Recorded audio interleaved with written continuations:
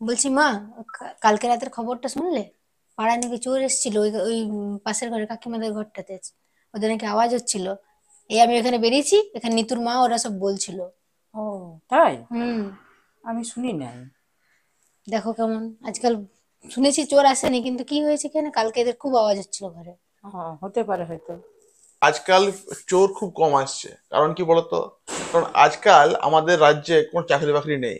আমাদের বেকার ছেলে মেয়েরা যারা শিক্ষিত যুবক যুবতী, রাত রাত পর্যন্ত ওরা ফোন দেখছে, নেট সার্চ করছে, ওরা ইউটিউব দেখছে, যদি কোনো জায়গায় জব পাওয়া যায়, কিন্তু জব আর তারা পাচ্ছে না।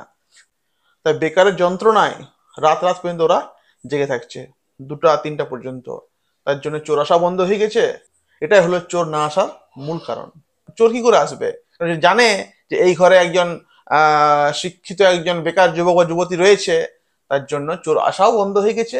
আর ওরা রাত পর্যন্ত জেগেও থাকছে। এটাই হলো চোর না আসার মূল কারণ। বুঝলে?